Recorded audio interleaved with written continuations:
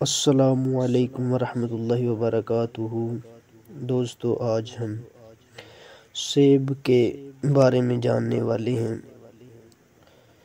کہ اس کے کیا کیا فوائد ہیں۔ بسم اللہ الرحمن الرحیم۔ الحمد للہ رب العالمین والعاقبۃ للمتقین والصلاة علی رسولہ محمد وآلہ واصحابہ اجمعین۔ دوستو، ہمیں ہر دی شان کام اللہ تعالیٰ کے نام سے شروع کرنا چاہیے، اور بے حیائی والے کام کو اللہ تعالیٰ کے نام سے شروع نہیں کرنا چاہیے کہ اس سے بندہ کافر ہو جاتا ہے، جیسے شراب پینے سے پہلے، حرام کام کرنے سے پہلے اللہ تعالیٰ کا نام نہیں لینا چاہیے۔ تو چونکہ یہ کام جو ہم شروع کرنے جا رہے ہیں، علم حاصل کرنے والے ہیں، یہ کام بھی سیب ایک نہایت صحت افزا غذا اور ایک نہایت طاقت بخش دوا ہے۔ اس کے متواتر استعمال سے صحت و شباب میں 4 چاند لگ جاتے ہیں۔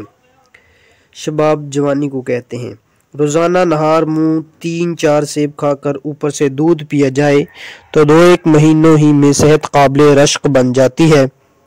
جلد کا رنگ و روگن نکھر آتا ہے، چہرے پر سرخی کی لہر آ جاتی ہے، اعضائے رئیسہ کی تمام کمزوریاں دور ہو کر ان میں ایک نئی زندگی کی روح سرایت کرنے لگتی ہے۔ اعضائے رئیسہ دل، دماغ اور جگر کو کہتے ہیں۔